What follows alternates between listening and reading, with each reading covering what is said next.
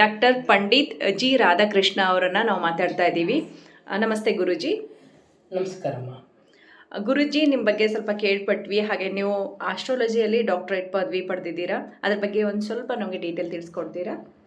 ನಮಸ್ಕಾರ. ಎಲ್ಲ ನನ್ನ ಪ್ರೀತಿಯ ವೀಕ್ಷಕರಿಗೆ ಹಾಗೂ ನನ್ನ ಪ್ರೀತಿಯ ಎಲ್ಲ ಕನ್ನಡ ಜನತೆಗೆ ನಮಸ್ಕರಿಸುತ್ತಾ, ನೋಡಿ, ನಾವು ಈಗ ಸಂಸ್ಕೃತ ವಿಶ್ವವಿದ್ಯಾನಿಲಯ ಅಂತ ಈಗ ಮೈಸೂರಲ್ಲೂ ಕೂಡ ಇದೆ, ಬ್ಯಾಂಗ್ಳೂರಲ್ಲೂ ಇದೆ.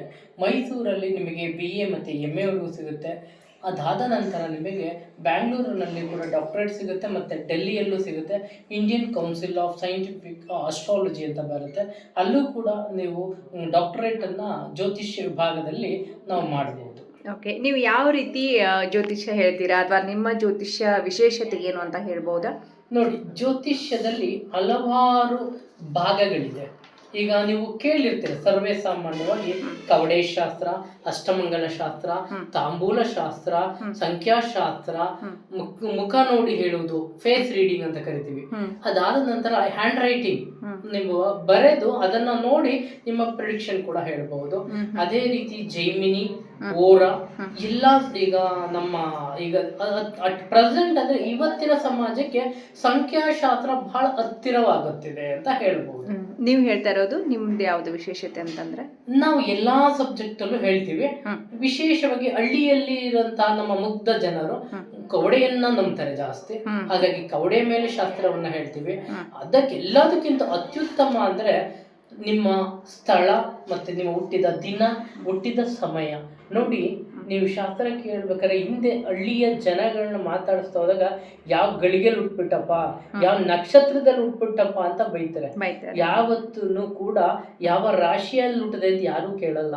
ಹೆಸರು ಮೇಲೆ ಹೇಳುವುದು ಒಂದು ಗುಣಲಕ್ಷಣಗಳನ್ನ ಮಾತ್ರ ಹೇಳಬಹುದೇ ಹೊರತು ನಿಮ್ಮ ದಶಾ ಭುಕ್ತಿ, ಅಂತರ್ಭುಕ್ತಿ, ಪ್ರತ್ಯಂತರ ಭುಕ್ತಿ, ಸೂಕ್ಷ್ಮ ಭುಕ್ತಿ ಎಲ್ಲವನ್ನು ಪರಿಪೂರ್ಣವಾಗಿ ಅರ್ಥೈಸಿಕೊಂಡು ಹೇಳಲು ಸಾಧ್ಯವಿಲ್ಲ.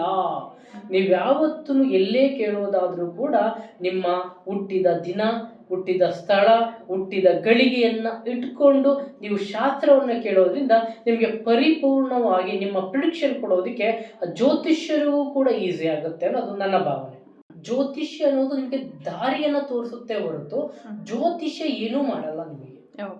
ನಿಮಗೆ ಜ್ಯೋತಿಷ್ಯದಲ್ಲಿ ನಿಮಗೆ ದೋಷಗಳಿರಬಹುದು, ಇವೆಲ್ಲ ಹೇಳ್ತಾರಲ್ಲ, ನಿಮಗೆ ಕಾಳಸರ್ಪ ದೋಷ, ನಾಗದೋಷ, ಮತ್ತೆ ನಿಮ್ಮ ಅಪ್ಪ ಅಮ್ಮನ ದೋಷ ಇದೆ, ಮತ್ತೆ ಮದುವೆ ಆಗಿಲ್ಲ ಅಂದ್ರೆ ನಿಮ್ದು ನಾಗದೋಷ ಇದೆ. ಎಲ್ಲ ಸುಳ್ಳು, ನಂಬಬೇಡಿ. ಈ ದೋಷಗಳನ್ನ ಹೇಳಿ ನಿಮಗೆ ನೋಡಿ, ಮೋಸ ಹೋಗುವವರಿರೋವರೆಗೂ ಮೋಸ ಮಾಡೋರು ಇದ್ದೇ ಇರ್ತಾರೆ. ಹಾಗಾಗಿ ದಯಮಾಡಿ ಇಂಥವ್ರನ್ನ ನಂಬೇಡಿ.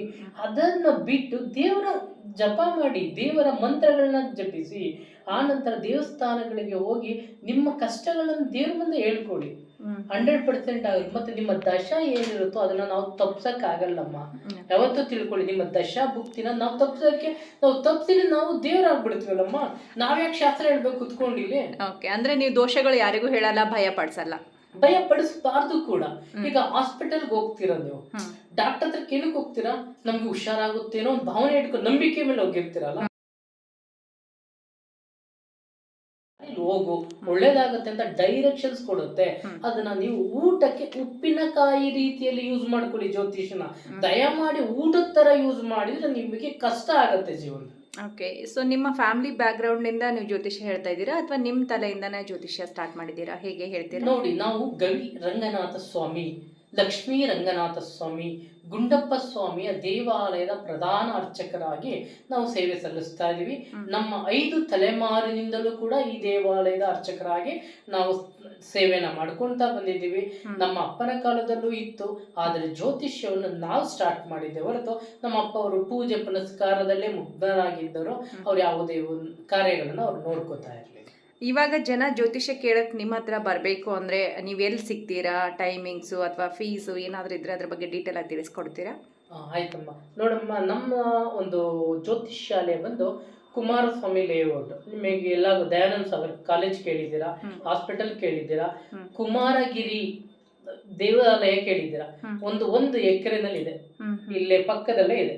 ನಮ್ಮ ಮನೆಯ ಪಕ್ಕದಲ್ಲೇ ಕುಮಾರಗಿರಿ ದೇವಾಲಯ ಇದೆ. ಆ ದೇವಾಲಯದ ಪಕ್ಕನೇ ಇರೋದು ನಮ್ಮ ಮನೆ. 94th ಕ್ರಾಸ್ ಬರುತ್ತೆ. ಇದು ನಿಮಗೆ ಫಸ್ಟ್ ಸ್ಟೇಜು ಕುಮಾರಸ್ವಾಮಿ ಲೇಔಟ್ ಅಲ್ಲಿ ಈ ನಮ್ಮ ಒಂದು ಜ್ಯೋತಿಷ್ಯಾಲಯ ಬ್ಯಾಂಗ್ಳೂರಿನಲ್ಲಿದೆ. ಇನ್ನೊಂದು ನಮ್ಮ ಜ್ಯೋತಿಷ್ಯಾಲಯ ಡಾಲರ್ಸ್ ಕಾಲೋನಿ ನಲ್ಲಿ ಒಂದಿದೆ. ಇನ್ನೊಂದು ಜ್ಯೋತಿಷ್ಯಾಲಯ ನಮ್ದು ಲಗ್ಗೆರೆನಲ್ಲಿದೆ. ಲಗ್ಗೆರೆ ಬ್ರಿಡ್ಜ್ ಹತ್ರನೇ ಇದೆ, 5ನೇ ಕ್ರಾಸಲ್ಲಿದೆ. ಇನ್ನು ಹಾಸನದಲ್ಲಿ ನಮ್ದು ಇಂದಿರಾನಗರ ಬಸ್ ಸ್ಟಾಪ್ ಅಲ್ಲಿ ಕೂಡ ನಮ್ದು ಜ್ಯೋತಿಷ್ಯಾಲಯ ಇದೆ. ನೋಡಿ ಅಮ್ಮ, ನಿಮಗೆ ಆನ್ಲೈನ್ ಮತ್ತೆ ಆಫ್ಲೈನ್ ಎರಡೂ ಕೂಡ ನಾನು ಅವೈಲೇಬಲ್ ಇರ್ತೀನಿ. 2 ಗಂಟೆಯ ಮೇಲೆ ಹಾಸನದಲ್ಲಿ ವಾರದಲ್ಲಿ 3 ದಿನ, ಮತ್ತೆ ಬ್ಯಾಂಗ್ಳೂರಿನಲ್ಲಿ ವಾರದಲ್ಲಿ 3 ದಿನ 2 ಗಂಟೆಯ ನಂತರ ಸಿಗುತ್ತೇನೆ. ಅದಕ್ಕಿಂತ ನಿಮಗೆ ಆನ್ಲೈನ್ ಅಲ್ಲಿ ಬೇಕು ಅಂದ್ರೆ ನೀವು ಜಾಸ್ತಿ ಏನಿಲ್ಲಮ್ಮ, ನಾವು ರೀಸನಬಲ್ 500 ರೂಪಾಯಿಸ್ ಹಾಕಿದ್ರೆ ನಿಮಗೆ ನಮ್ಮ ಜ್ಯೋತಿಷ್ಯವನ್ನ ನಿಮ್ಮ date of birth, time, birth place ಈ 3 ವಾಟ್ಸಪ್ ಮಾಡಿ 500 ರೂಪೀಸ್ ಅಷ್ಟೇ ನಾವು ತಗೊಳ್ಳೋದು. ಅದನ್ನ ಹಾಕಿದರೆ ಸಾಕು, ನಿಮಗೆ ನಾನೇ ಫೋನ್ ಮಾಡಿ